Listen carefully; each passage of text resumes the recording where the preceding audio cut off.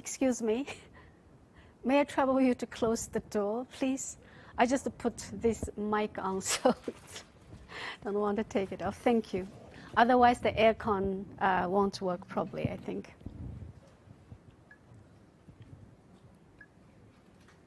Thank you.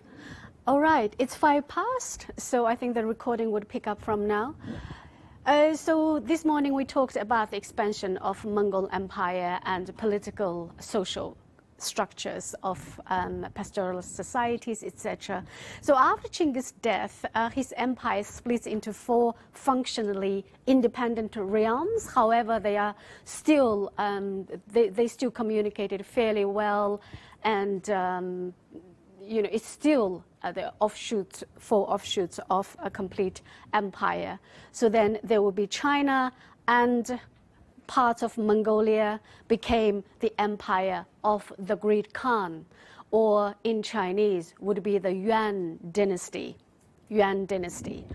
And then the Khanate of the Golden Horde, where Russia or the Rus was taken by the Mongols, and the Golden Horde was established.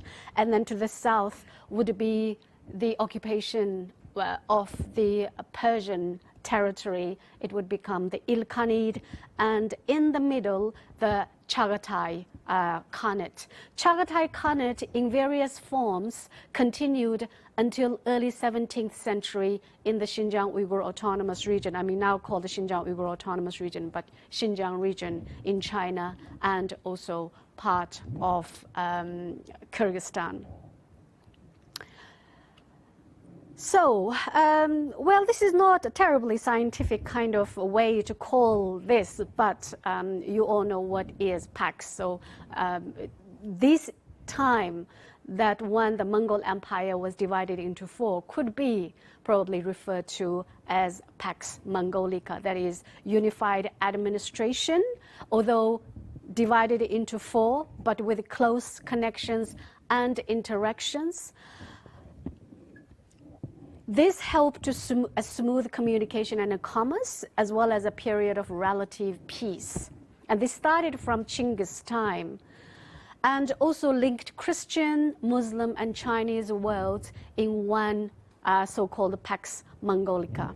So under the Mongols, there was an unprecedented long-distance trade, which was brought about by stability.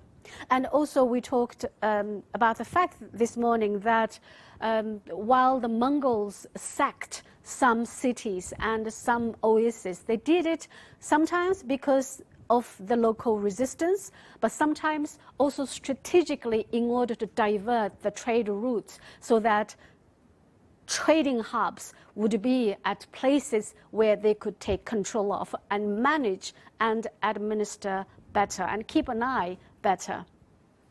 They financed the caravans and also posted these caravan sarais that we mentioned, where the caravans would take some rest, traders would communicate, stay for a few days or sometimes overnight and keep going. Mongols also encouraged the exchange of people's technology and information across their empires. So ideas and skills were recognized and respected and also utilized. Oh, no, no, no. Oh, no, that was a long time. Like we mentioned, even Herodotus kind of wrote about it. So that was long existing. So it's nothing new, but it still exists now. So it's but a lot of the caravansarais have been turned into tourist centers and little shopping carts in the center of like Bukhara and Samarkand, etc. But caravansarais exist in established big trading hub kind of oasis, but it can be also in the middle of nowhere, on steppe land and also Gobi deserts, in order to keep the trade, keep the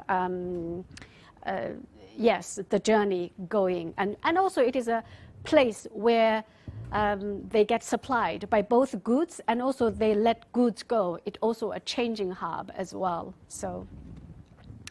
So in the late 13th century, this is a safe conduct pass. So it basically is written in Mongolian script by the strength of eternal heaven and edict of the Emperor Han.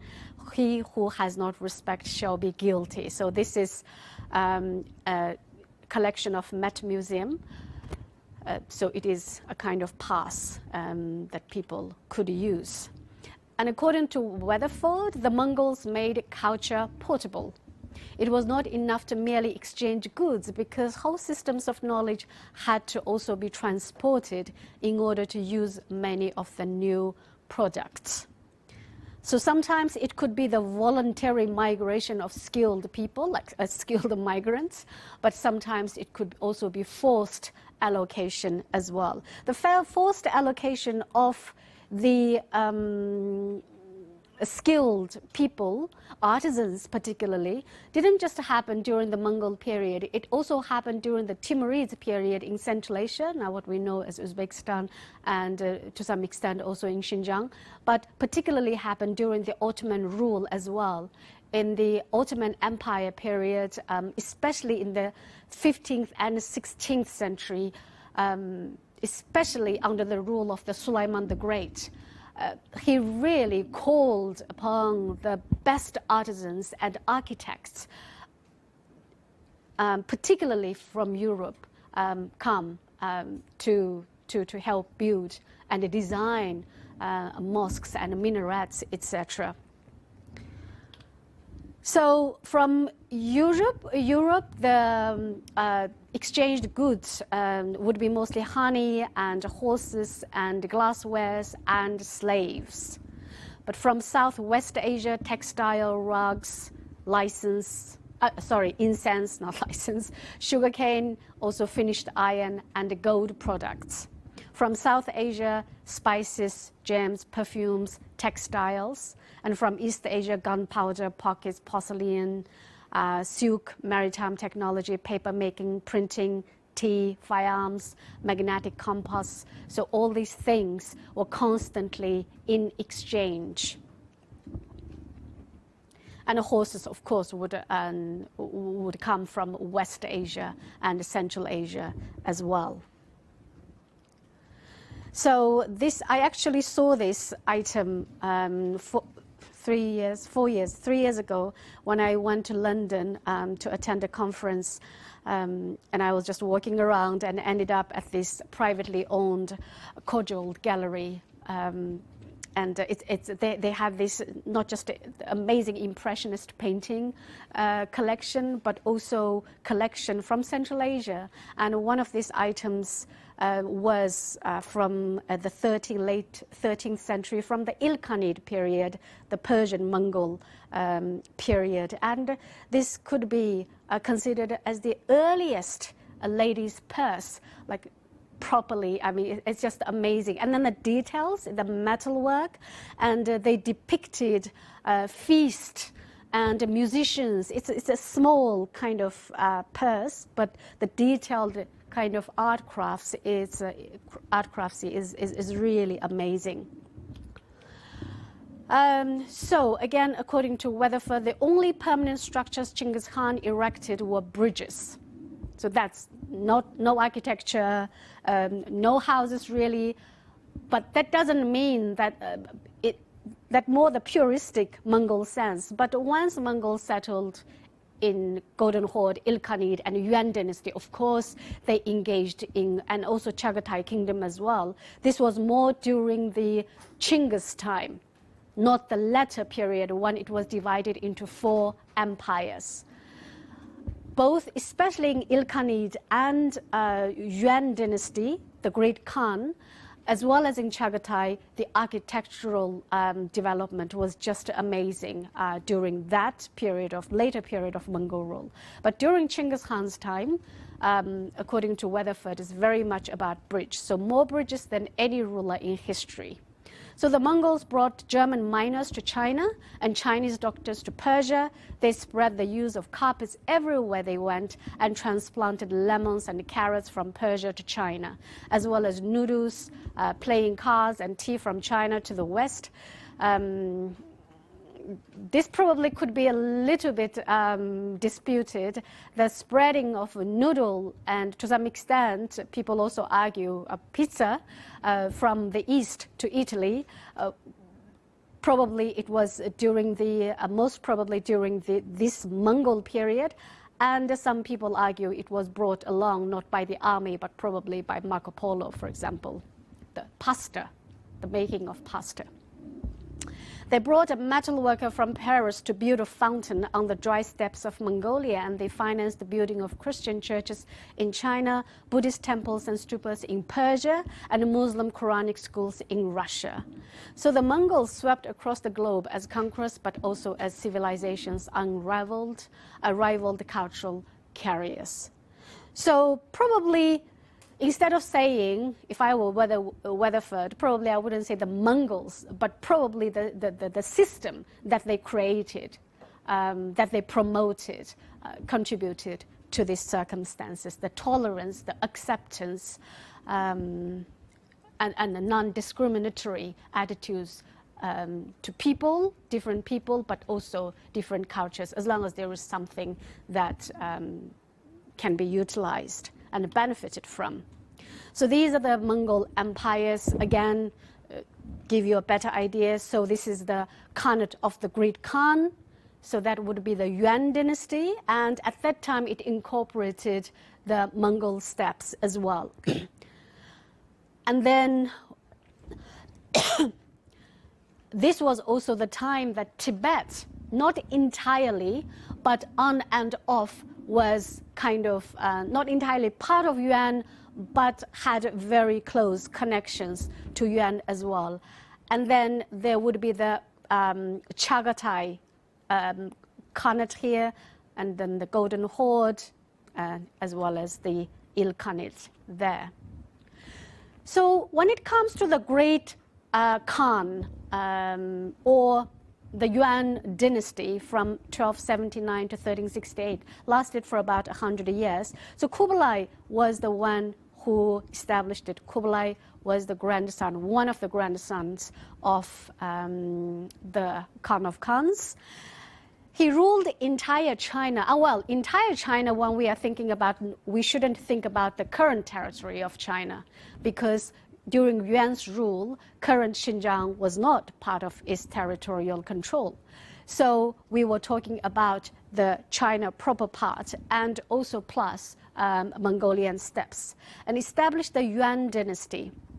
So it started from Manchuria, probably what we now know as Heilongjiang province and Jilin province, the northeastern part, and then conquered South China under the Southern Song, and that began in 1268 and took 11 years to complete.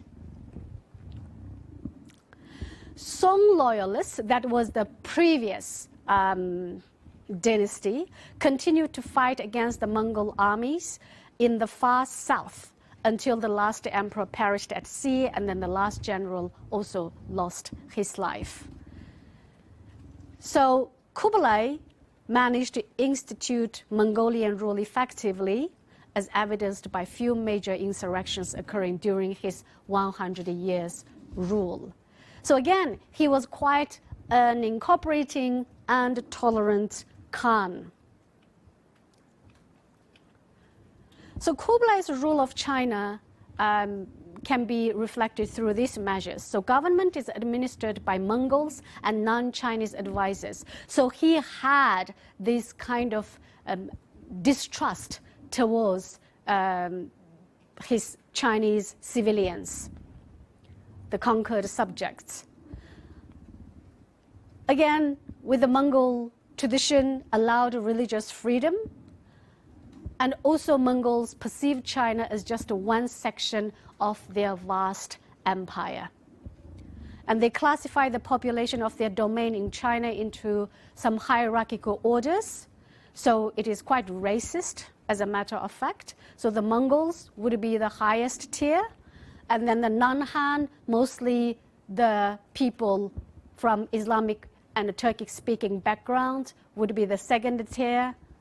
And they're also called the colored-eyed, like Se Mu probably also because these people had blue or grayish or green eyes. Of course, not all of them, but they were called that.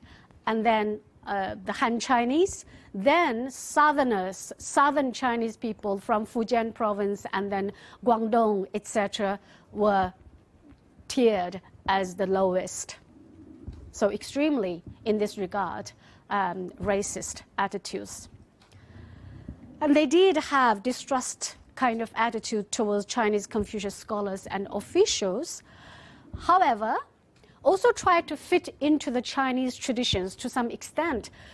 You can well imagine, although Mongols conquered these sedentary societies quite easily, however, to manage and sustain this kind of power there would be absolutely impossible because of the sheer population kind of unbalanced situation if the ruler and the ruling class does not really incorporate the subject's cultural elements and the traditions as well, then otherwise it will lead to insurrections.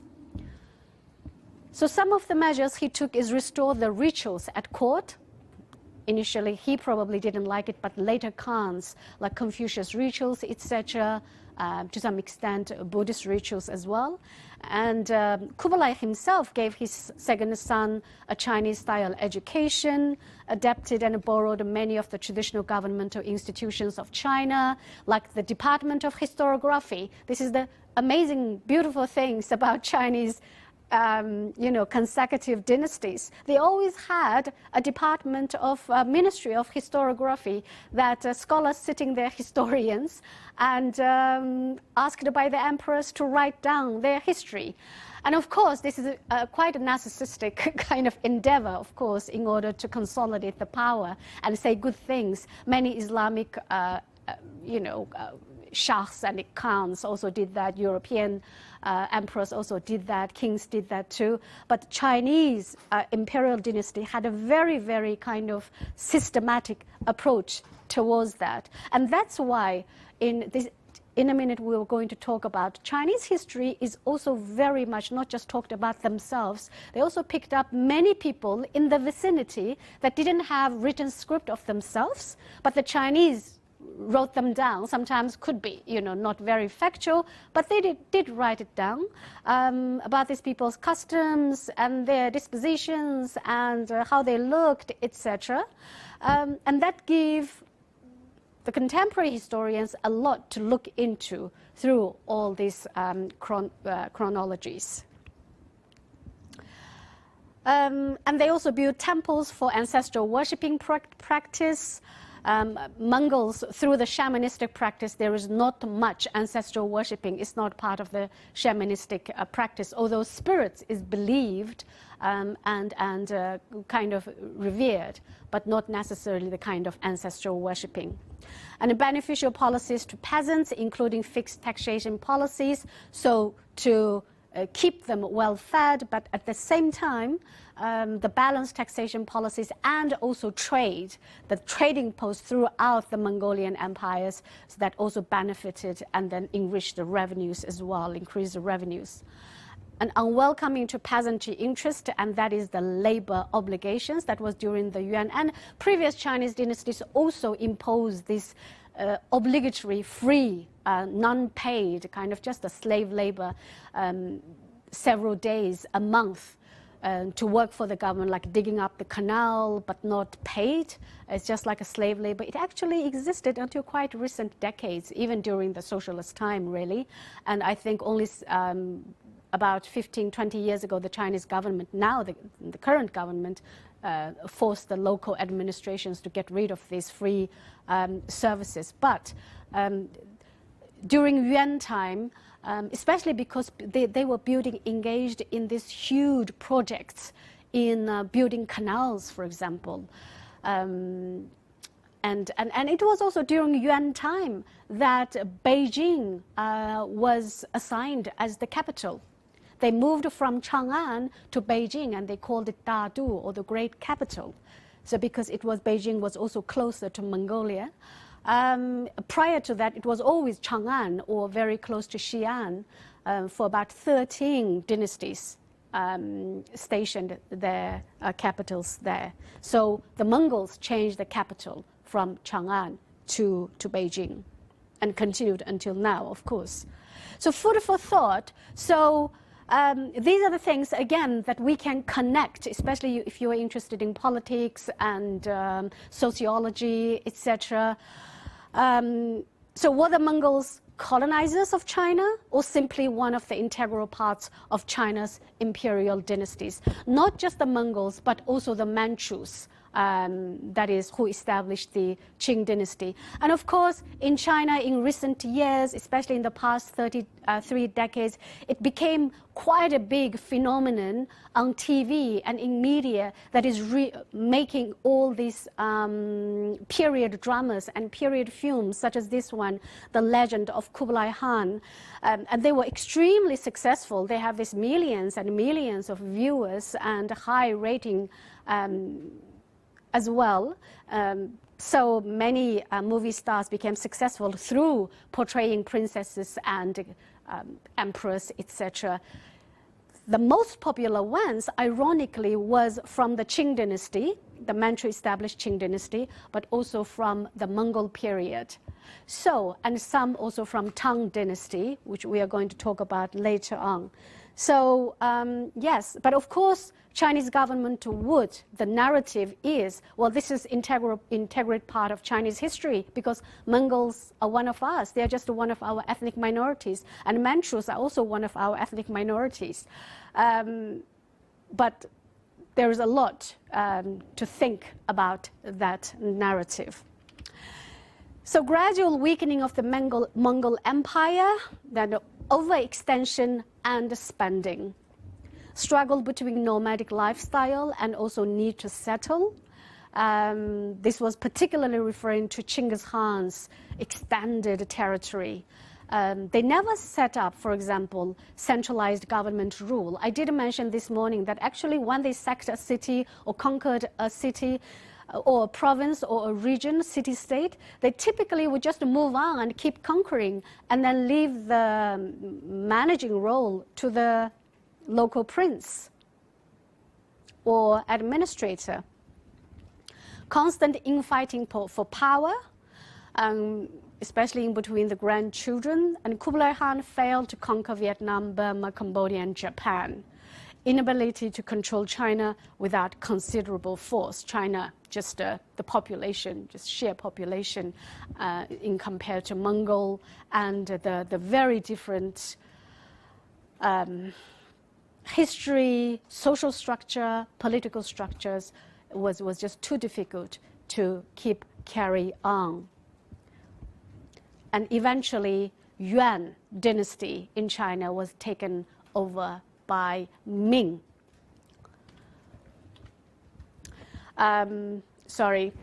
There is also a little bit about plague. Plague also contributed to some extent.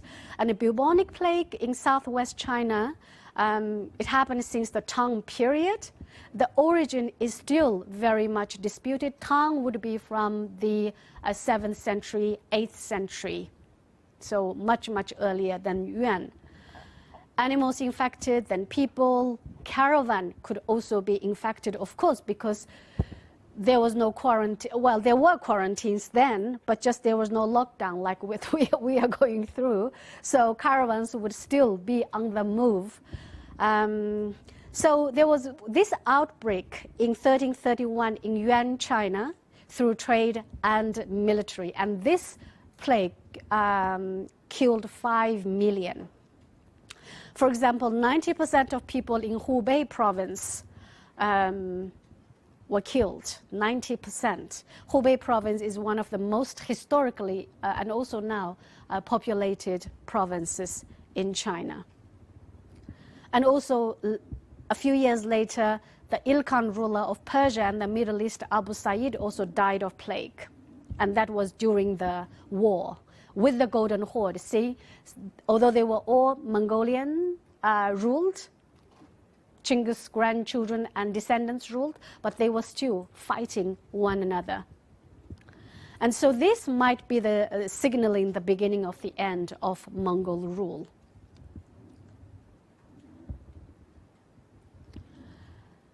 So there were also other diseases with the flow of people also extended and lasted for quite a long time. And this would be the origins and spread of the Black Death, the plague in Asia during that period of time. So when the Mongol power started to wane in the 14th century, this led to the collapse of the political, cultural, and economic unity along the Silk Road. And now we are talking about the land routes. So Turkic and Mongol tribes seized the western end of the trade routes from the decaying Byzantine Empire. So here you need to think about the Ottoman Empire. And this is also where we need to mention a little bit about why the Turks ended up in Anatolia. And that would be starting from the 13th century, when the Mongols started to conquer Central Asia, where traditionally were where the different Turkic tribes or confederations or empires actually took hold. But because of the Mongol conquest, one particular branch, the Seljuks or the Oghuz, they started to move westward and eventually reached the western end of the Silk Road that would be gradually to Anatolia. And by then, they already converted to Islam, and leaders gradually formed and started the war with the Byzantinians and eventually established the Ottoman Empire. And with the establishment of the Ottoman Empire in the mid-14th century, and we know, when did the Ottoman Empire end, collapse? Anyone? Sorry? After World War I. Yes. Yeah, after the World War I, that would be what? Early 20th century. Early 20th century. So, and of course, it was kind of instigated by many, many factors, but one of the major one also was because of this Republican trend and nationalistic movements, and also the decaying situation of the Ottoman itself. So it lasted for really 500 years. And the Chinese, and that is when we talk about how the western part of the Silk Road kind of gradually were also taken over control by the Turkic Mongol, but mostly Turkic population. But Ottoman had various kinds of trade policies in place as well. At some point, they even cut the entire trading caravan routes to cut through their territory and to the west, but we are going to talk about it when we talk about trade in 2 days. And Chinese regained control in 1368 and established the Ming dynasty. This is something that you need to remember. There are many dynasties, and just like Tudors and also Tudors and the Ottomans, they were very much lineage based. For 400-500 years, just continuing. And sometimes some can continue for very, very long time, and sometimes change hands and they get into totally different family. But Chinese dynasties are very different. The longest one probably lasted for a bit over 700 years, but that was really, really very beginning. And again, even that was fragmented into this and that. That was before the unified China came into existence in the 2nd century BCE. So other than that, Chinese dynasties typically, when it is established by some opposing forces, is totally different from lineage-wise from previous dynasties. And that's why, for example, Yuan would be totally different from the previous one, and the Ming would be, again, totally different, and then it would be taken over by the Manchus. So 2 days ago, I actually was just, I opened Netflix, and there was new reality TV series, what is called Bling Empire. Did you watch this? But anyway, I also don't watch reality TV shows at all. But then because it was there, and then the sound just coming out when I was doing something else, and there was this lady, super mega rich, apparently billionaires and super millionaires living in the States, the mega rich Asians. Check that out. It's quite interesting. And this lady was saying basically, oh, I married, my husband is the direct descendant of the emperor of the Song dynasty in China. So, so Song would be right after Tang dynasty, and then right before Yuan, the Mongol conquest. So the Mongols took over the Song dynasty. And so if the dynasties in China still existed, my son would have been the emperor of China. And I said, no, lady. Because the Mongols arrived and the Yuan was established. No, that's not true. But, you know, probably in her head. So anyway, really interesting. So when you watch these kind of things, yes, sorry. So, like, people of the Ming Dynasty, are they like a different, like, are they like they're Chinese, but like, are they like Han-Chinese? Good question. So many of the Chinese dynasties actually were established and ruled by non-Chinese, especially when China became fragmented, like Beiwei and this and that. So there are many dynasties. Probably a bit over half of China's dynasties were actually established by non-Hans. And that's a very good question, because Ming dynasties was, if I'm not wrong, was established by rebellions called Zhu Yuanzhang. And Zhu is argued by some people as Hui, actually probably a Muslim descent, Hui Muslim. Chinese speaking, but of Islam. But again, this is not strongly verified, but this is one of the arguments. So, good question. Yeah. And also during Ming, Chinese maritime really developed, and their most famous and most influential general, maritime general, Zheng He, who expedited throughout South China Sea and also further down and led really amazing fleets, was also a Muslim.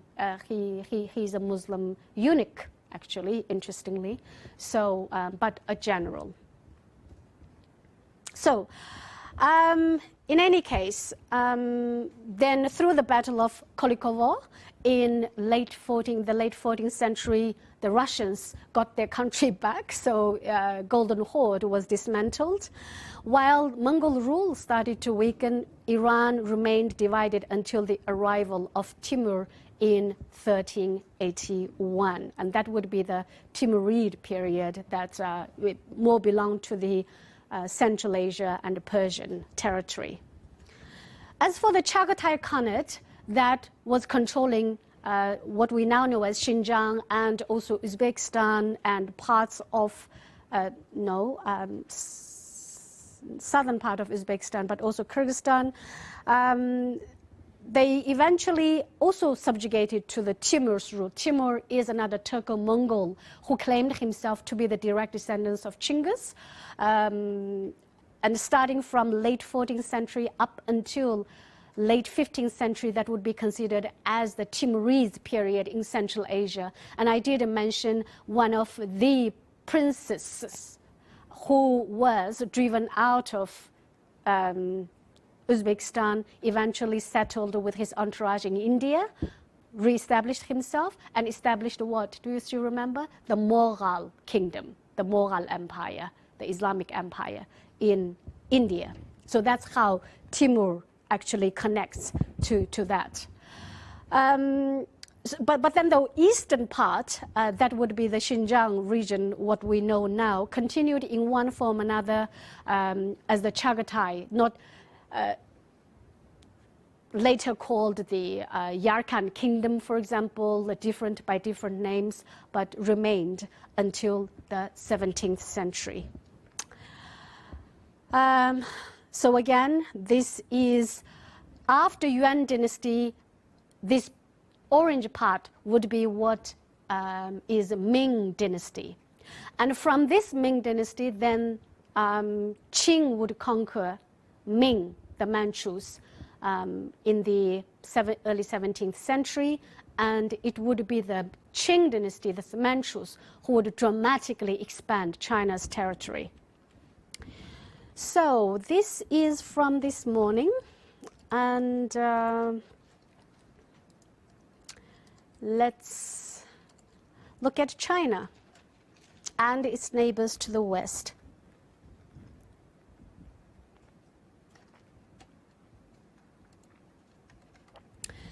So this is, of course, contemporary time a map.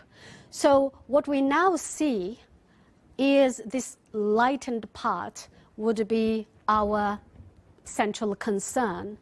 And China's current neighbors would be, to the very north, would be Russia, and then Mongolian Republic, Russia here as well, and then Kazakhstan, Kyrgyzstan, Tajikistan, a little bit of Afghanistan here, Pakistan, India, Nepal, and then Bhutan all through, and then would come to the southeast nations of Hanoi and Vietnam and Burma, etc. So this yellow territory, this lightened territory, is where we are going to look into historically. So what was the situation, for example, 2,000 years ago, and also this part as well. So we are going to look into Chinese history briefly. God, Chinese history is very long, so it's very ambitious for us to look into Chinese history in in 1.5 hours, but there is no hurry. If we can't finish it, we'll come back tomorrow, so there is no rush, as long as we manage to finish it. And also the arrival of Buddhism to China, as well as Islam to China, and China's strategic diplomacy and connections with its neighbors to the West. West, again, is not Europe here, what we are looking at. It's just to its west, like north and west. So China, without any doubt, is one of the greatest and oldest civilizations in the world. What Chinese people and and throughout history have achieved is simply amazing. So the evidence of agriculture and constructed building found in Henan province. Henan province is one of the earliest sites I mentioned, where the earliest human agricultural activities were discovered at the lower eastern edge of the Yellow River, can be traced to about 7,000 years ago. So this would be the area at the lower end of Yellow River where the earliest civilizations were discovered. The Yellow River is considered as the cradle of Chinese civilization because of the earlier human settlement and cultural development. It is also considered as the spirit of China, but also kind of China's sorrow, especially because of the devastating disasters that Yellow River had brought along throughout history. So these red points would be all the historical sites. It's long, 5,500 kilometers. Annually, 1.6 billion tons of soil flows into the Yellow River. That's a lot. And between 6th century BCE and the mid-1930s, it changed course 26 times and flooded over 1,500 times. But it is, again, surrounding this river that great civilizations appeared. The nomadic empires surrounding Chinese territory existed up to 3,000 years ago.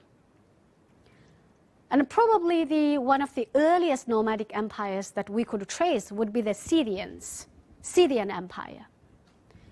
They existed roughly from the 9th century BC up until 4th century AD, when they gradually were assimilated into other peoples in the surrounding areas. They are fierce warriors, also they're women, and they are amazing goldsmith people. And because they're nomadic, constantly moving, one feature about the nomadic people is that they don't possess many material things, but the things that they possess, they're really fine things and usable things. But one of the things would be the ornaments and jewelry for women.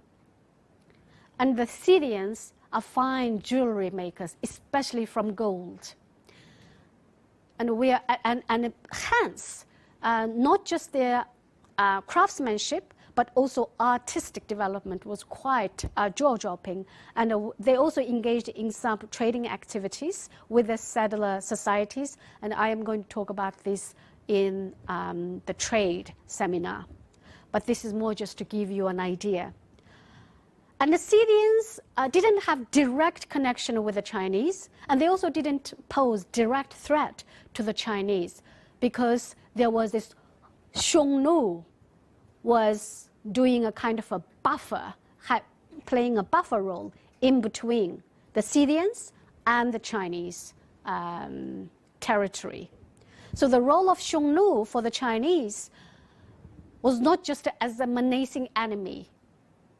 The Chinese decided to collaborate with them at occasions, and also because they considered them bad and dangerous, but still, if they can be tamed and if they could be collaborated together, at least probably the further forces could be prevented from encroaching the Chinese territory. One of the most important people in Chinese history that the Chinese emperors had to constantly deal with would be the Xiongnu. And they existed roughly between the 3rd century BCE to the late 1st century AD. And at least that was the time in Chinese historiography and chronologies they were referred to. But then they were not referred to in a very good term. Xiongnu is definitely directly. So that's where the scholarly debates comes from, whether they are the Huns, and then the Chinese transliterated it into Xiongnu, or they were just different people, or they were just a proto-Mongol and proto-Turkic. There is no definite answer. And many of the things we know about Xiongnu comes from Chinese writings. And the Chinese call them if I'm not wrong, Nu definitely is slave, the vicious descendants of slaves. So not a very flattering kind of depiction of the Xiongnu. And then there were also the Turkic empires from the 3rd and until the 9th centuries, and we are talking about ADE here. And Xianbei is another quite important empire, not mentioned too much nowadays, but Chinese historiography really wrote a lot about them, because Xianbei is interesting. They were nomadic people who actually didn't mind at times to learn Chinese language and to be assimilated with the Chinese and get kind of intermarriage as well. And as a matter of fact, Mulan is from Xianbei group.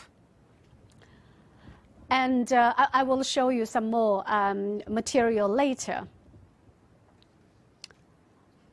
An Uyghur Empire existed from the 8th to 10th centuries, and they started as nomadic, but then by the time they firmly established their empire in the Mongolian steppe land, they became sedentary.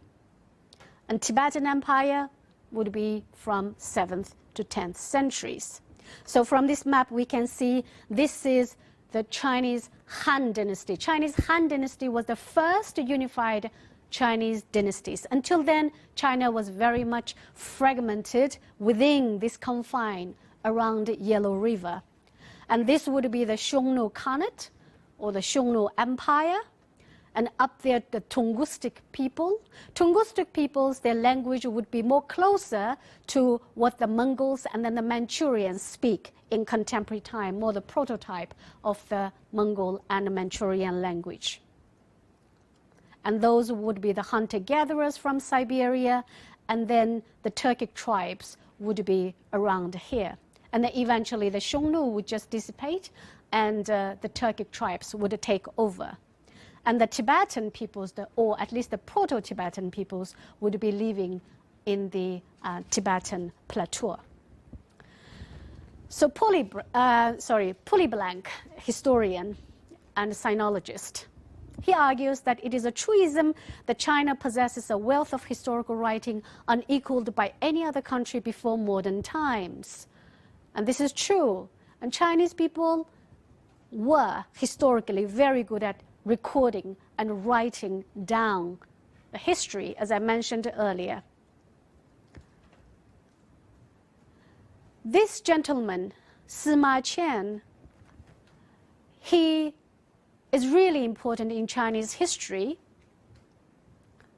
He recorded time as far back as to what is semi-mythical dynasty of Xia. Historians cannot confirm whether Xia truly existed because it is not. Apart from Sima Qian's record, there is no other written record, and a lot of them oral kind of history one can assume until Sima Qian's time as well. So when Chinese people claim that possessing 5,000 years of history, it would mostly trace back, actually it originated from Sima Qian's kind of writing from the Xia dynasty, but Xia dynasty could be, well, a mythical a dynasty in myth, really. It hasn't been verified yet. But Shang dynasty is extremely important because Shang dynasty was the time, that was the time that actually the written record really existed, especially on oracle bones. Thousands and thousands of them were found about traditions, stories, superstitions, and history. This would be the earliest written record in Chinese writing.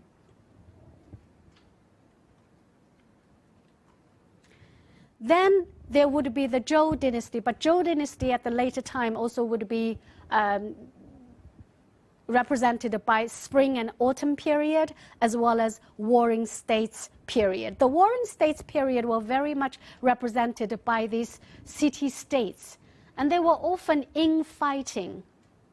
And also the very famous, what is the book about strategies? Sorry?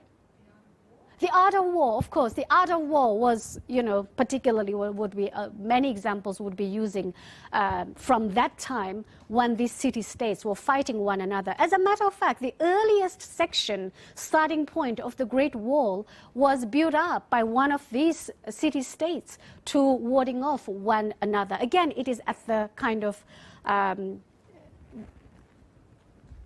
eastern wing of the Yellow River. Spring and autumn period was extremely important because it was a time when so-called the 100 schools of thought of Chinese philosophy really blossomed. And it was a time when Confucianism came about, Taoism as well, legalism as well, and so-called Maoism, which was later followed by warring states for over 200 years. And again, warring states would be these city-states. And even during that time, apart from internal conflicts between these city-states, the steppe nomads also constantly posed threats. This is just a depiction, painting on silk. Isn't that amazing? A depiction of a man riding a dragon Those would be during the Warring State period. And this is a musical instrument called the bianzhong that was discovered in the tomb of Duke Yi from the Hubei province. So after the Warring States period came a very important stage of Chinese history. This is typically considered as the first unified dynastic period, or the beginning of the unified or territorially unified Chinese history. That would be the Qin dynasty. Qin dynasty was also a time when the nomads from the north and the west was constantly menacing the Qin power. And the Qin emperor, the first emperor of Qin, Qin Shi Huang, then aggressively started to put people, his subjects, into work and build the Great Wall. The very aggressive kind of building of Great Wall really started from then. And of course, the modern depiction would be very much about slave labor and oppression, etc., and probably a little bit like the building of the pyramids, of course, and many legendary stories there. Sad wives waiting for husbands to come home, etc. It was not long-lived. It didn't even live for 100 years, this dynasty. Very short-lived. There were only two emperors, the Qin and his son, I believe. Quite a cruel ruler. It was a centralized legalist government. Capital is very close to modern-day Xi'an. Qin unified the legal code, and the emperor had the absolute power. It was also a time when the written script was unified. There was a unified script as well. And if you remember, right before that, there were warring states, and everyone had their own legal code and laws. But now he did unify that. And also he unified the measurement and the currency, etc., really brought them together. So this would be the Great Wall built during the Qing time, so starting from here, quite to the east, and all the way into the top of Yellow River. And there are two sections here, and this would be largely to ward off the Xiongnu, as well as the northern part. Well, Qin didn't last long and was toppled by a peasantry kind of led rebellions, groups. That led to the establishment of the Han dynasty, the Great Han, the pinnacle, one of the pinnacles of Chinese civilization. So one would be Han, another would be later Tang. And some of you might know the Chinese people's ethnic name would be called Han, or Hanren, or the Han people, or Han ethnic group. And that is direct link to the Han dynasty established here in the 2nd century BCE, which lasted for about 400 years, although in between it was also divided into Western Han and Eastern Han, but still it's a continuing one dynasty. And during this time, but I must emphasize, although the terracotta warriors picture are there, they were not built by the Han emperors. They were actually built by the Qin emperor. He was very into longevity. He didn't want to die, the Qin emperor. So he was really into alchemist and, making magical drugs, etc. He also wanted, even if he dies, he wanted an afterlife that is supported and protected by his army, and entourage, and horses even. So he made the artisans to build all these real-size terracotta warriors to protect him in afterlife, in all these pits located. And it's just amazing, amazing art, artisanship and artworks, basically. I don't know how many of you have been to Xi'an. and looked at this. I put it together with Han because, and these people actually had the real weapon in their hands when they were made. But now they don't. Why?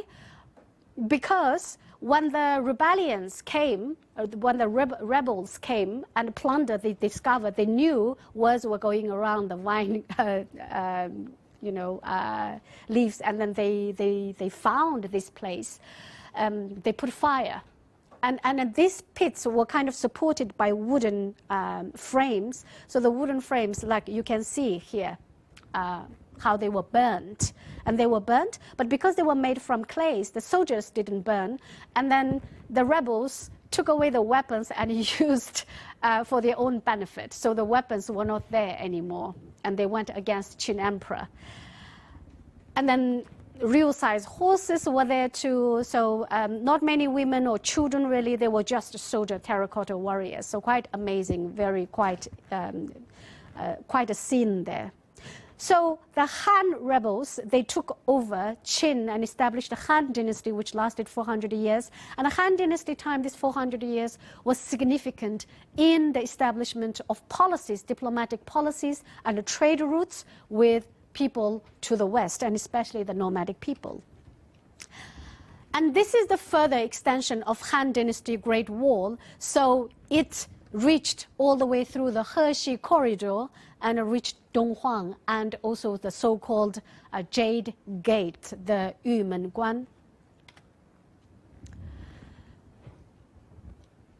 So how did the Chinese view the people to the West? So the specific way which Chinese, this is according to Long, Chinese people view themselves and the others, that is anyone other than themselves, was rooted in their culture as early as in the Zhou dynasty. Zhou dynasty would be also the dynasty that included the Warren states and spring and autumn, that area at the later time. When the emperor of China was considered the son of heaven, ruling all under heaven. So this continued until the last emperor of China in the 19th century, that tried to make its subjects believe, their subjects believe that I am ruling on behalf of the heaven. So I am the son of heaven, and I'm very much the center of the universe. And then China was also pretty much the center of the universe. So that is the understanding. So how about naming the people surrounding this Yellow River region? So it's very much about the barbarians from four sides. So the northern, I'm sorry, the Chinese characters and language is just so rich. As you can tell, Chinese words, characters are all different, referring to just barbarians. But in English, I cannot find other words, so it just has to be barbarian again. So northern, western, southern barbarians. So you can see they would be considered as Beidi would be the northern barbarians, Xirong would be again the western barbarians, eastern barbarians, and southern barbarians. Southern barbarians would be referring to people mostly nowadays in the Yunnan, Sichuan province, while for the Xirong and Beidi would be largely the nomadic population in Inner Asia.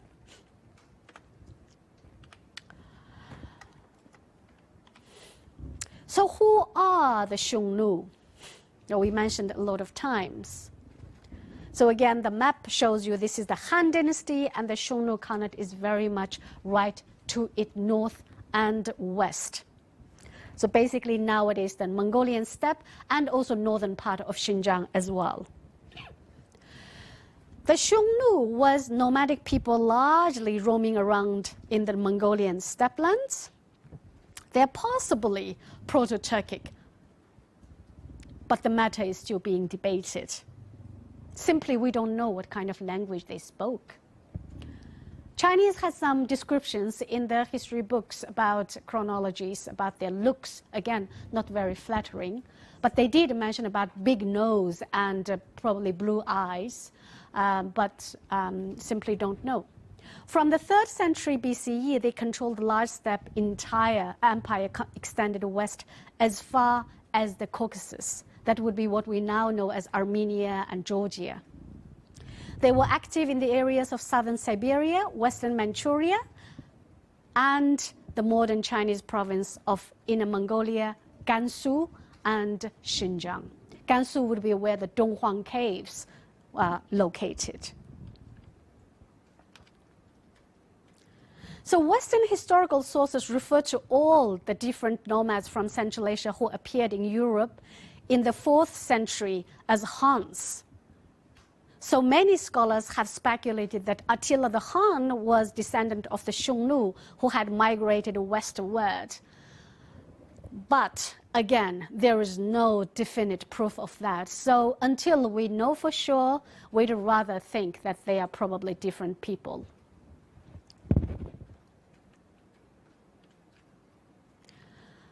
How about the economic features of the Xiongnu?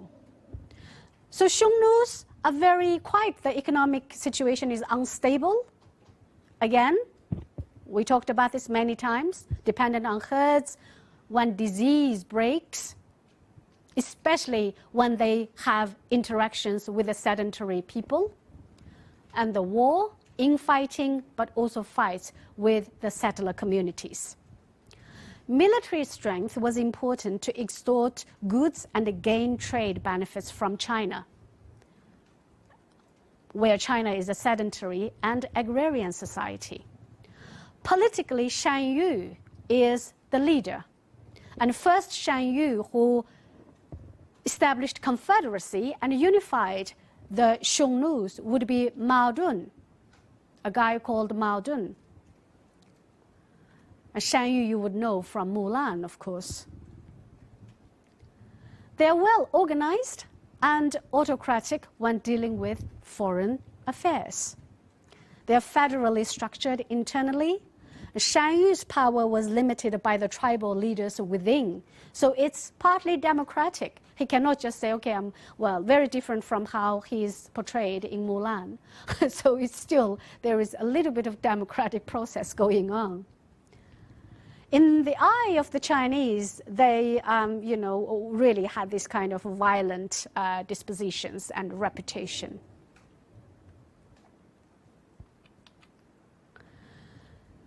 When it comes to the connection between China and Xiongnu, the Xiongnu had been raiding China since the Warring States period, so quite early on.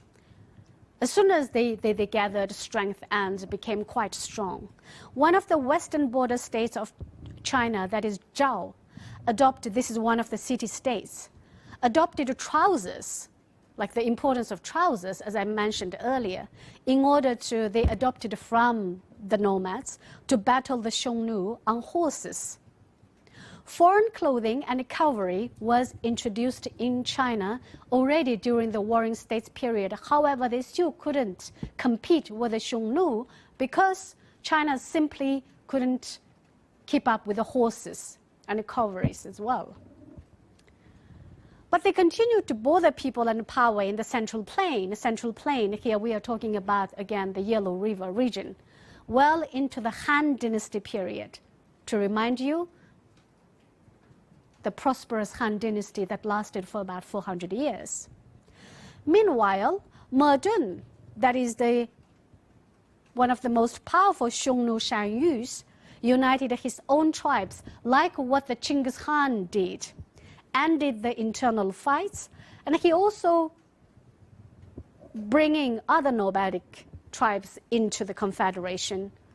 And that started to bring more threat to the Han. Once they are all united outside, then posing direct threat. The founding emperor of the Han, that will be Han Wudi, I think. He actually led one of the battles against the Xiongnu all the way to the western region. But there are two accounts. One account says, no, he was not captured. And another account actually quite certainly says he was captured, but he had to negotiate his way out in order to keep his life. And he eventually negotiated. And one of the negotiated items or treaties was open the border and engage in trade. And that is always one of the key themes in in the negotiation between the Xiongnu and the Chinese, that is whether the border to be opened or not. So it's nothing new what Trump is doing. So for more than 300 years after modern, the Xiongnu dominated the steppe lands north of China. The diplomatic relation with the Chinese, and one of the most important one is, again, nothing new, is called Heqin, and Heqin literally means marriage liaison. That is, to send off a Chinese princess to marry the nomadic Khan to keep the situation stable. Again, this is nothing new. Europeans practiced it until the 20th century. So, nothing new. So there are mostly 4 provisions. That is, the Chinese made fixed annual payments of silk, wine, grain, and other foodstuffs to the Xiongnu. And the Han gave a princess in marriage to the Maodun, or the Modun, different spelling. And the Xiongnu and the Han were ranked as equal states. The Great Wall was the official boundary between the 2 states. And these are the kind of photos, I believe I took these photos probably in 2010 in Xi'an. They were trying to rebuild the Xi'an government where the ancient capital was before the Mongols arrived. Glorified Tang Palace in Xi'an. And then we were invited for a grand dumpling dinner and presented also with a stage performance of the grandeurs of Tang and Han dynasties. And one of the key elements was this kind of very exoticized performances of how the Chinese princess arrived at the foreign land. For example, here, probably this is a Tibetan emperor, and they instantly fell in love and started dancing to the exotic music. So, yeah, quite interesting.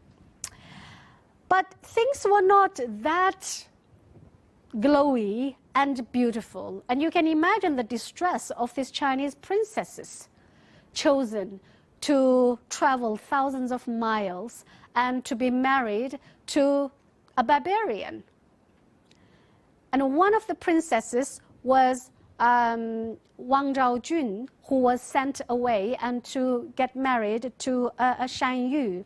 And this is the poem she wrote. So, the moon above the Han Palace and the land of Qin sheds a flood of silvery light, bidding Ming Fei farewell. She sets out on the road of the Jewel Gate, a road she will not travel back. The Jewel Gate, probably she was referring to the Jade Gate. That would be the very western edge of the Great Wall that was separating the nomads, the Xiongnu, from the Chinese. But the radiant lady wed in the west will return nevermore. On the Mongolian mountains, well, Mongolian mountains, I think it is a stretch to translate in English as Mongolian mountains. I believe in Chinese it is simply referring to the foreign land and the wilderness. Flowers are made of the long winter snow. The moth-eyebrowed one, broken-hearted, lies buried in the desert sand. Living she lacked the gold, and so her portrait was distorted. Dying she leaves a green mound which moves all the world to pity. Trade. So the tribute paid to the Xiongnu helped to reward the elite of the Xiongnu, especially the silk, etc. But was not enough to meet the needs of the tribesmen. So conflicts would arise from that. And the Xiongnu often presses for the border markets. So open your border, let's engage in trade, let's sell us our horses, and you give us your grains and also silk, luxury goods. But then once the border, what the Chinese was worried is once the border was opened, then there will be inch by inch, there will be more, it would be difficult to defense.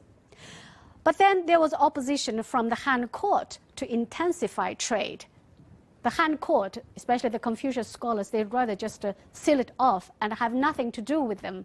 But it was quite impossible. But then one of the Han emperor, that would be from the 1st century BCE, sorry, 2nd century BCE, Han Wudi would be giving for, Han Wendi would be giving for border treaties. Let me see whether I can, I actually probably can play this. This is again a kind of depiction of the harmonious coexistence between Chinese people and the exotic barbarians in this dumpling banquets.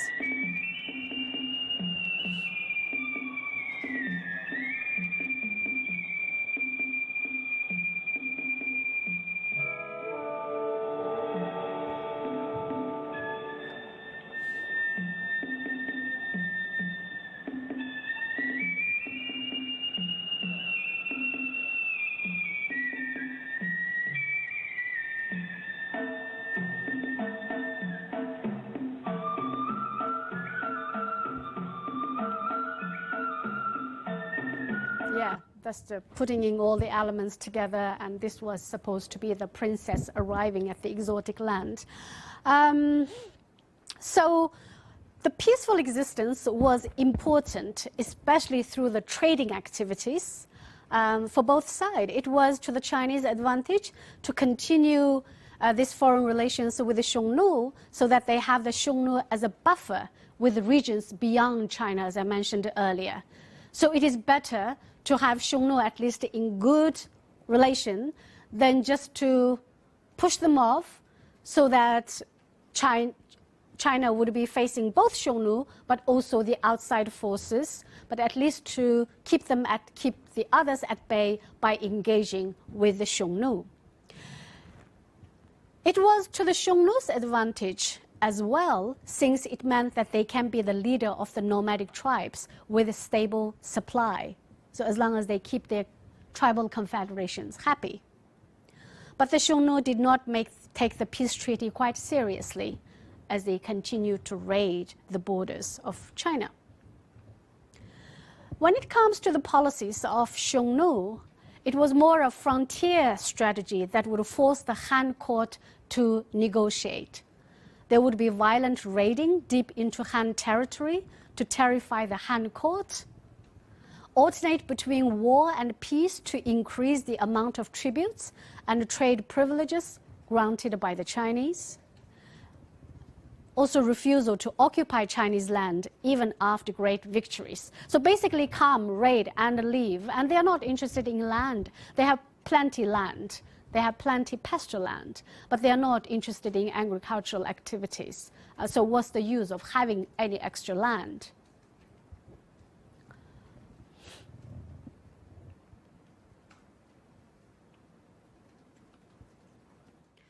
From the Chinese side, the Confucianist officials were generally opposed to offensive military schemes as they disrupted the state, that is, by spending so much money on military, and it created opportunities for the advancement of merchants and soldiers.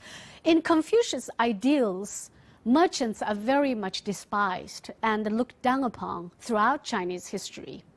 So they would be considered as the kind of parasites, and they, live through extortions and all these things. So merchants have never really occupied a respectable position throughout Chinese history in the Confucius ideals. So it started early, as far back as the Han dynasties. So what the Han officials were worried, Confucius officials, was that by engaging too much with the Xiongnu and encouraging trade, then we are also encouraging and giving face to the merchants. And at the same time, we have to protect the border, protect the merchants, and we have to put more soldiers there. and give them more kind of supplies. The court also did not want war as it was very expensive, so they developed a policy referred to as the 5 baits. This was actually inscribed and putting there. So it's quite interesting, 5 baits. Elaborate clothes at the carriages to corrupt their eyes. That's to corrupt the Xiongnu's eyes. That's basically bribe them. Fine food to corrupt their mouths. Music to corrupt their ears. Lofty buildings, granaries, and slaves to corrupt their stomachs. Gifts and favors for those who surrendered. So it's very much a kind of policies to corrupt the Xiongnu and then to win them, win the war or win the confrontation. But Han Wudi, he had objectives when it comes to the frontier. Han Wudi, again, was also the person who led the army to confront the Xiongnu directly and who nearly got caught. He is to push the Han frontier to the old Qin dynasty borders. That would be more to the Gansu region. To station conscripts, often convicts, at the frontiers. These conscripts were to be partially self-supporting by establishing farming colonies. This is not the invention of the British. Absolutely not. The Chinese already thought of this 2,000 years ago. And this policy continued up until the Mao time. That would be 1950s and 60s. As a matter of fact, well into the 80s as well. The convicts would be sent to the frontier region like the Mongolia and particularly Xinjiang. So this was also a time when the then Xinjiang, was not called Xinjiang of course, was considered as a place where the convicts could be sent and then they could be transformed into some kind of soldiers and to station there and guard the borderland. So it continued for 2,000 years. So it was not really the invention of the British Empire. And also to create alliance with Xiongnu's nomadic neighbors, some of whom were willing to accept a loose alliance sealed by the marriage to a Han princess and occasionally helping Han to attack the Xiongnu from the west. Remember when I mentioned about this envoy, Zhang Qian?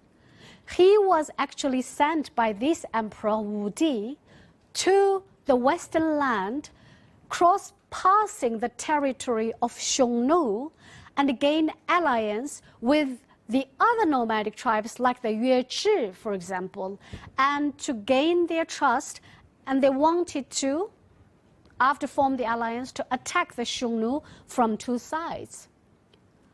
But the thing is, Zhang Qian was captured by the Xiongnu and kept for over 10 years and forced him to marry, well, he would forced me to marry a local woman, but he was married and had children even.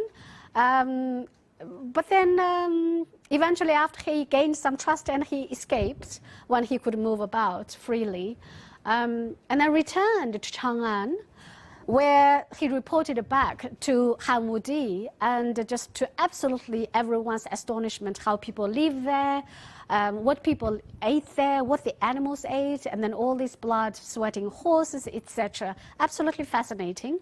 So, and then he proposed, he said, can I go back again?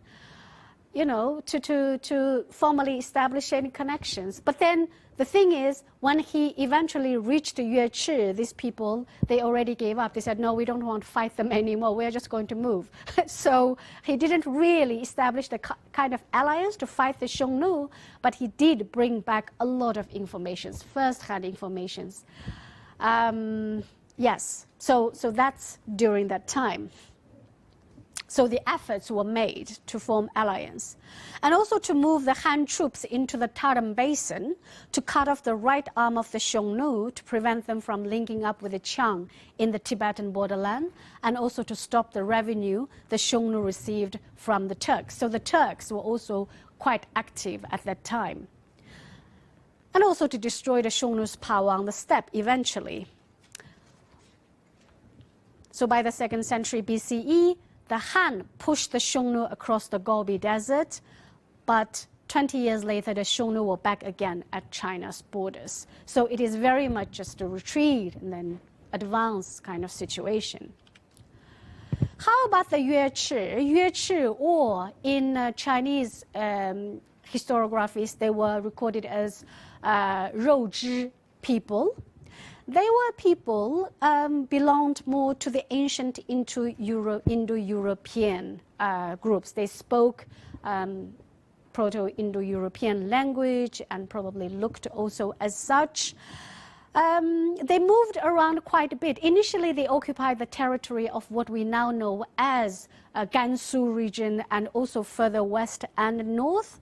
But because of the constant confrontation, they moved further west and south, eventually settled in what later one branch of them would develop the Bactrian Empire. And this is quite a big empire, and it kind of really played an important role together with the Parthians, the Persian Empire, with the Bactrians. They played an important role in connecting the trade routes, sometimes occasionally disrupting, but they were extremely important in their roles to connect the Romans to the west and the Chinese to the east. And they actually established the Kushan Empire, the Kushan. So these would be the kind of wall sculptings from the Kushan Empire. And to the east would be the Parthians, not to the west, and to the east would be crossing the Himalayas and Tibetan plateaus would be China. I mentioned about Zhang Qian's expeditions. You can look at this later from the recording, but basically what I talked about earlier. And this would be the Akalteke from Turkmenistan. They still breed this kind of horses, absolutely beautiful. And this would be from the kind of Chinese recording about this red-skinned horse. But then through all these conflicts, the internal fights within the Xiongnu Empire, as well as constant confrontation with China, also led to friction and eventually weakening of power. So in the 1st century AD, they came to decline and gradually merged with the other nomadic empires, and particularly with the ever-growing Turkic empires in the surrounding areas and other smaller tribal, because they basically collapsed. So the Xiongnu also gradually disappeared from the scene, historical scene. The introduction of Buddhism to China has a lot to do with these trading routes.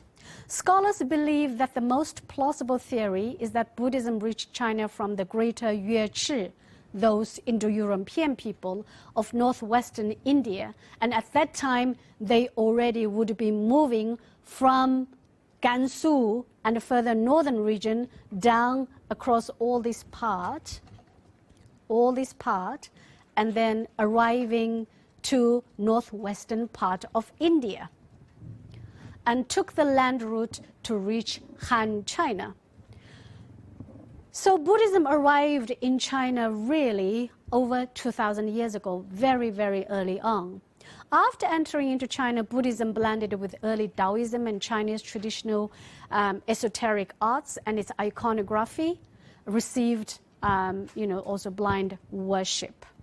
So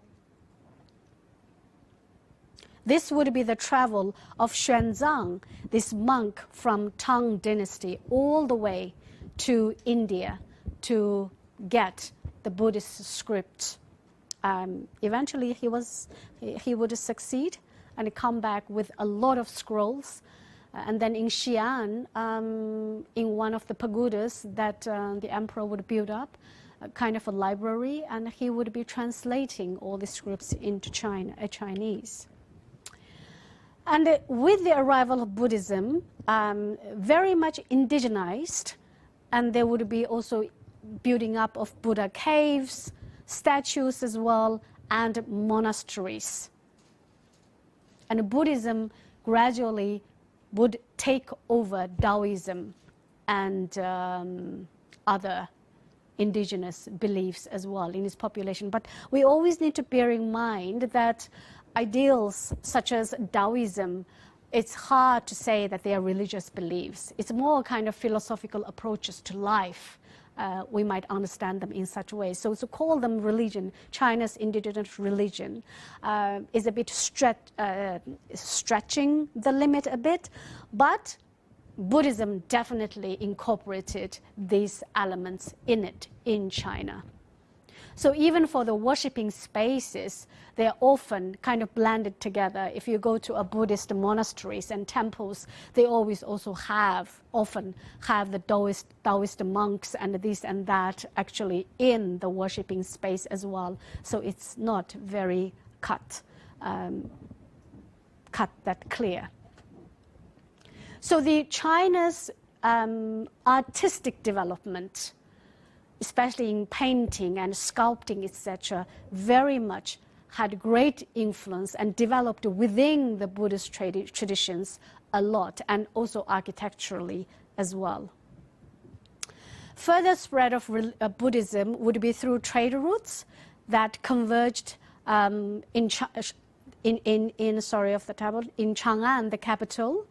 But trade routes also brought other peoples and cultural influences to Chang'an, eventually became a cosmopolitan city. But starting from Han, and then going to all the way to Tang dynasties, that would be stretching about, let's say, 2nd century BCE up until the 10th century or the late 9th century, well over nearly 1,000 years.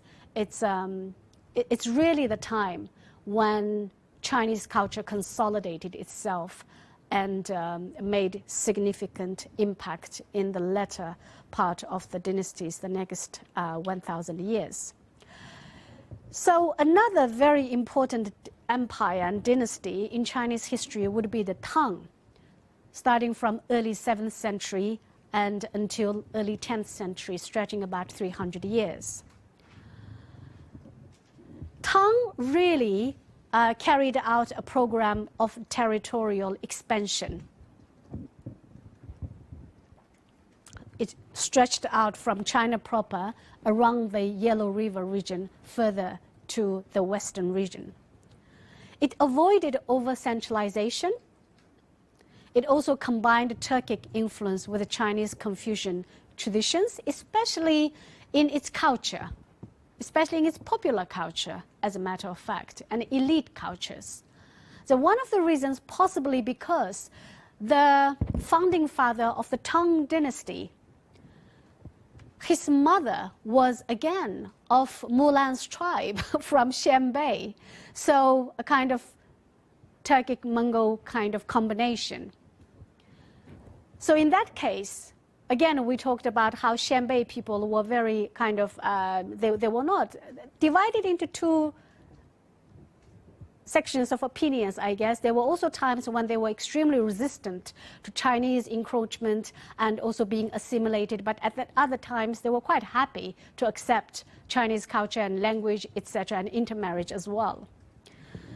So that's why Tang Empress, the founding empress mother, was from the more Turkic, probably Tungustic kind of background. And that had a profound influence in the attitudes of the successive Tang emperors at the early stage and the mid stage of Tang Empire as well. Very open-minded, acceptance to different kind of religions, very similar to the later the Mongol approach as well, accommodating. And here we can see, here would be right before Tang's establishment, that would be the Sui dynasty.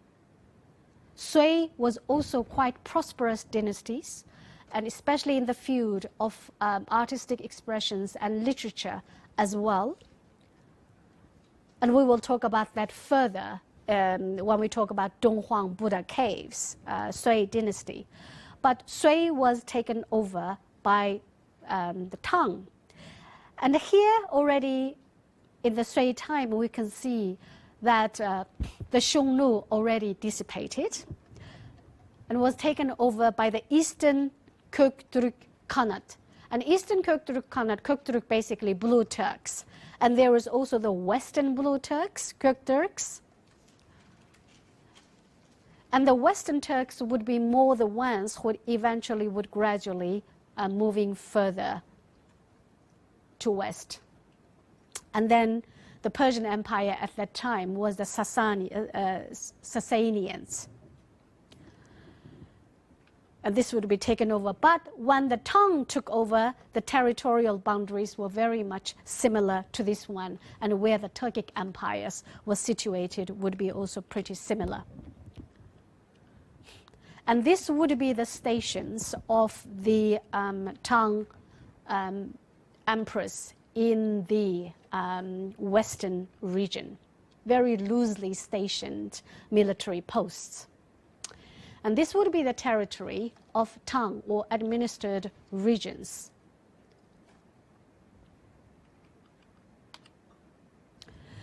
So let's look at the Tang capital, Chang'an. Without a doubt, it was a cosmopolitan city. Trade routes brought other peoples and cultural influences. It had almost 2 million taxable residents in the wider region, not the inner city, but wider region of Chang'an. They were primarily men from the northern and western tribes, such as Turks, Uyghurs, Kyrgyz. Well, when we talk about Turk and Uyghurs and Kyrgyz, of course, Uyghurs and Kyrgyz were also part of the Turkic peoples. But at that time, the Kyrgyz would call themselves Kyrgyz. Uyghurs were chronicled in Chinese writings as the Uyghurs already. But the Chinese also called this nomadic empire set up there also as the Turks, like the Tujues. So that's why, although the Uyghurs and Kyrgyz were Turks, but they had already different names there, kind of branched out. And then the Khitans, I mentioned about Khitans, how the Russians made mistakes and still call the Chinese people as the Kitaiskis. Those people, they were the Tungustics. The Khitans eventually assimilated to other groups. Tibetans, Tokharians also were assimilated. Tokharians would be the Indo-Europeans, and the Sogdians, the traders. We would talk specifically about the Sogdians I think, on Thursday. So from further west, there would be missionaries, ambassadors, soldiers, by means of canals and roads. So these people would be moving around by means of canals and roads. The role of interpreters were extremely important in Chang'an, considering the diversities of people speaking vast different kinds of languages there. Not just interpreters, but also translators as well. The city itself, the inner city, had over 1 million residents. That is huge. Foreigners lived in special compounds and managed through the foreign affairs offices, so quite sophisticated. Residents would be in walled, gated quarters.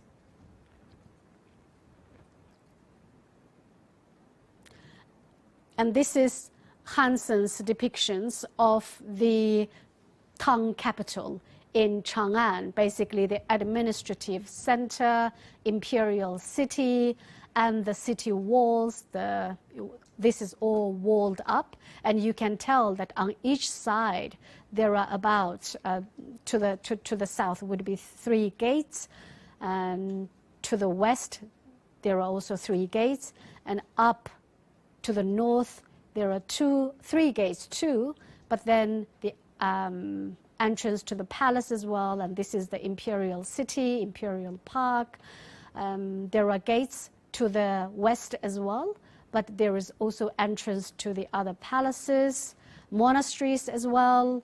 And if you look at this one, they had the Forest of Stills. It is still there if you ever go to Chang'an.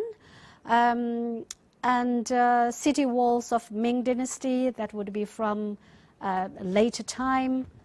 And the Small Goose Pagoda. Small Goose Pagoda is when Xuanzang brought back all those scrolls from India, and he and his students, disciples settled there, and they translated all the scrolls in the Small Goose Pagoda. It's a beautiful little pagoda, and there is also Big Goose Pagoda. These are all there. Xi'an is really my favorite city in China. And the most residents lived outside city walls. Foreigners lived in special compounds. We mentioned that, but you can also look at this kind of modeling of the city, included some man-made lakes, etc. And this would be the current city walls, but this would be mostly from later period. It was not the original Tang gates or the city walls, and they're terribly wide, and it is you can actually rent a bicycle and just ride around the city walls, and then in the ancient time apparently 3 chariots can ride on the city wall side by side, and it is that wide. It's quite imposing. It's beautiful. So roads and canals brought people and goods to cities. So roads were built, canals were built to connect. Because Xi'an, again, Chang'an is very inner kind of continental place. It doesn't connect to any lakes or sea, etc. So it doesn't have, it does have rivers, but it needs to be worked on to connect to other parts of China, so canals were built. And Islamic and Jewish merchants from Western Asia came to China via the Indian Ocean trade routes. And this is also how Islam partly arrived in China, and I'm going to show you the map later on. Chinese commercial ships carried goods, but also the bubonic plague, just like any other ships all around the world. So again, once people move, there would be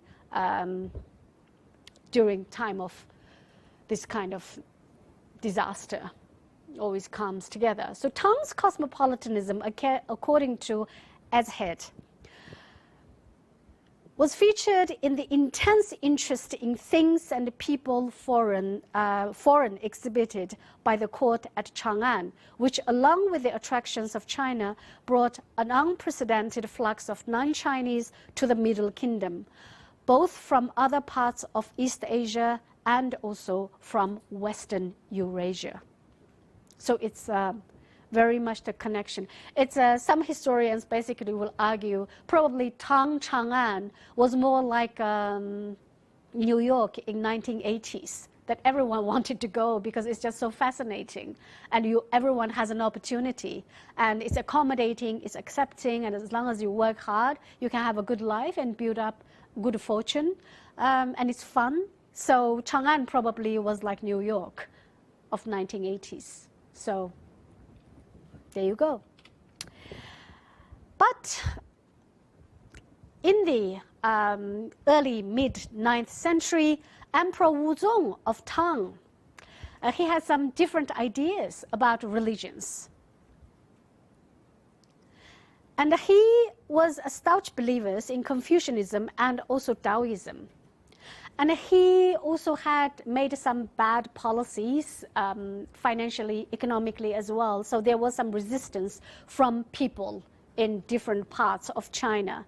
So it was relatively unstable. And he thinks that the influence of particularly Buddhism was spreading too fast, too quick, and too much. There are too many Buddhist temples and too many monks, and monks are accumulating wealth, and he was not very happy about that. And he started to persecute Buddhism under his reign. And Probably over 4,000 Buddhist temples were destroyed and monks were driven out or persecuted. His open purpose was to raise war funds because he thinks the revenues, the money, were kind of more channeled into Buddhist monasteries rather than coming into the state's revenue. But it is more about ideological cleansing. So it's more to cleanse out the foreign influence because according to him, Buddhism is really not native and it came from outside. So it needs to be cleaned out. And it is kind of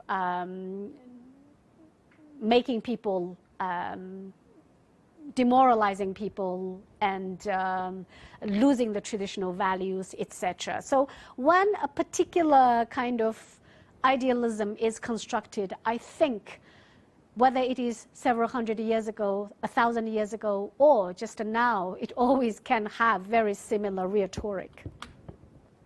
So if you are interested, this is Emperor Wuzong's edict in relation to Buddhism, which you can later take a look at from the recording. Probably we wouldn't go through the long passages now. We are running out of time.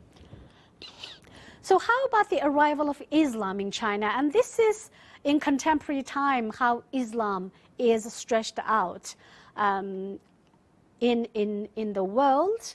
But when we look at China, we see that the Islamic population is largely in the Xinjiang Uyghur Autonomous Region, which is the case. But you also see the spread out green dots across China. And this is largely would be referring to the Chinese-speaking Hui people of China. They're about, probably conservatively speaking, around probably 13 to 15 million in China. They do not have a claimed territory because of their very specific historical roots and compositions, if we look at the history. So Islam arrived to this part of the world roughly in the 9th and the 10th century. In the 9th and 10th century, this part, what we now know as Xinjiang, was the Karahanid dynasty, a Turkic dynasty. So the Karahanid dynasty, the Khan, he had a dream. This, again, very similar kind of storylines, of course. And calling for him, he was Buddhist at that time, to convert to Islam. And as you can tell, this region would be more Central Asia than leaning towards East. So the Karahanid dynasty was a Turkic empire, and not just occupying Xinjiang, but also stretching out to Kyrgyzstan and part of Uzbekistan and Afghanistan as well. So it was during that period of time that especially the Uyghurs in the south converted to Islam. It was not always a smooth process, although the Khan converted to Islam and his subjects in the immediate vicinity did too, but they waged a war against the Buddhist Khotanese as well to the south. But Khotanese were quite stubborn with their religious beliefs, Buddhism. They developed amazing Buddhist culture there. And they had a very close connection with the Donghuang princelings that I am going to talk about when we talk about Donghuang. So the Karahanid waged war against them, but fought about 100 years at the edge of the desert and eventually also converted them to Islam. But then, so until nowadays, amongst these Uyghur people, the Khotanese still are reputed as being stubborn, quite unfairly. They will say, oh, the Khotanese are stubborn people. So it lasted for about 1,000 years, this stubbornness. But the northern part of Xinjiang was converted to Islam as late as the 14th and the 15th century. Up until then, they were still believers of Buddhism. So these were the Turkic people. But how about the Hui, the Chinese-speaking Muslims? And they would be more the descendants of the Persians and Arab merchants and missionaries starting as early as the 7th century. We all know Islam came into existence in the 7th century. And of course, the Prophet led his army and started the expeditions soon across Arabian Peninsula and also further east to Central Asia as well as Persia. But,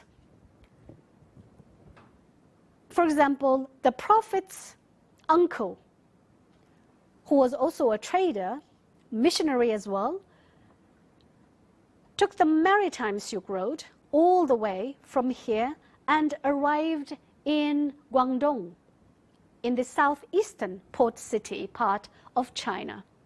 And he started to preach and do the missionary work, settled there, and also died there.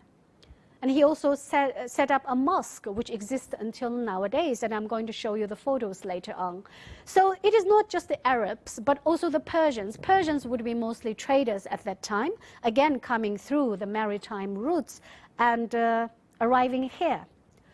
So once these missionaries, and also soldiers too, to some extent, and the traders, they would be largely men.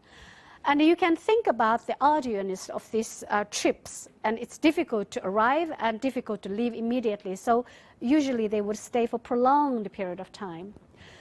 So when men settle in any settings, of course, prolonged time, adult men, they would get married. And to whom they would get married? They would get married to local Chinese Han women. And in Islamic traditions, it's okay for a Muslim man to marry non-believers.